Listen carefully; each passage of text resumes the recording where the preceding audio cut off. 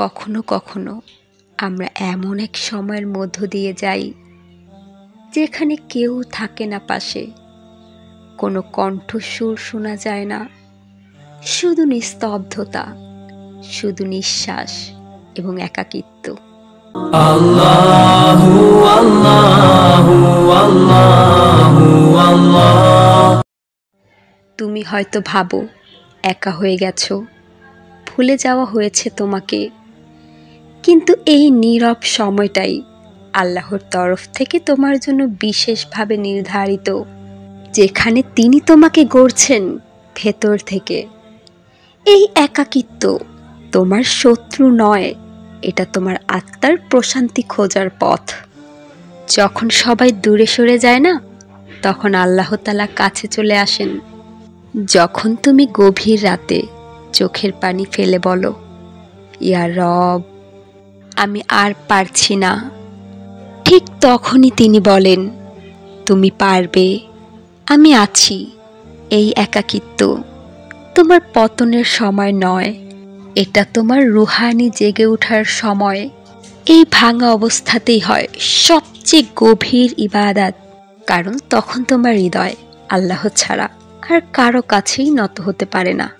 তুমি কিছু হারাও, তিনি কিছু ফেরত দেন। তুমি কাঁদো, তিনি শোনেন। তুমি নিঃশেষ হয়ে যাও, তিনি পূর্ণ করে দেন। তুমি যার কাছে চুপচাপ কাঁদো, তিনি তা শুনছেন। তোমার দোয়া এখনো আকাশে ঘুরছে। সময় যখন হবে ঠিক তখনই নামবে ইনশাল্লাহ। তুমি এমন কিছু হারিয়েছ যা তুমি চাওনি হারাতে, কিন্তু আল্লাহ জানেন তুমি এমন কিছু পাবে যা তার চেয়েও অনেক বেশি। তুমি দোয়া করছো দিনের পর দিন, অথচ উত্তর আসছে না। তাতে হতাশ হয়েও না। আল্লাহ কখনো না বলেন না, তিনি বলেন এখন না, বা এর চেয়েও উত্তম। ভয় পেও না, এই নীরবতা একটা দয়া, এই অপেক্ষা একটা উপহার। তুমি ক্লান্ত, তাই না? সব কিছু একা একা টেনে নেওয়া, কারো বোঝা না হয়ে পড়ার চেষ্টা, ভেতরে এত ব্যথা অথচ মুখে হাসি। কিন্তু জানো, তুমি আসলে একা নও। তুমি হয়তো ভাবো আল্লাহ তোমাকে ভালোবাসেন না, কারণ তুমি ব্যথা পাচ্ছ।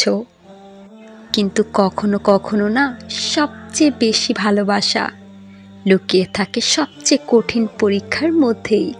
কারণ তোমার অন্তরের গভীরে আল্লাহ চান তুমি তার কাছে ফিরে যাও পূর্ণ আত্মসমর্পণে।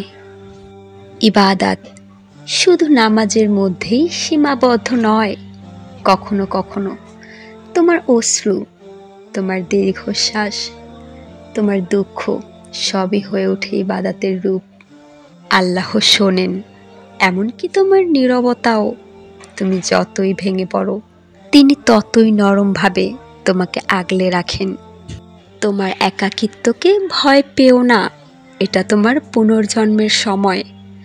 তোমার ইবাদত হোক নিঃশব্দ অথবা অশ্রু ভেজা, আল্লাহর কাছে সব কিছু পৌঁছায়। তিনি জানেন তুমি কতটা লড়ছো, আর তিনি কখনোই তোমাকে একা ছেড়ে দেন না। তুমি একা নও, তুমি অবহেলিত নও, তুমি হারিয়ে যাওনি। তুমি একজন প্রিয় বান্দা, যাকে আল্লাহ নিজ হাতে গড়ছেন। এই নীরবতা, এই অশ্রু সবই সাক্ষী তুমি আল্লাহর রহমতের নিচে আছো। তাই টিকে থাকো, কারণ তোমার জন্য অপেক্ষা করছে এমন এক জবাব যা তোমার হৃদয়কে সিজদায় নামাবে ইনশাআল্লাহ। As I look to nature's beauty, dazzled am I.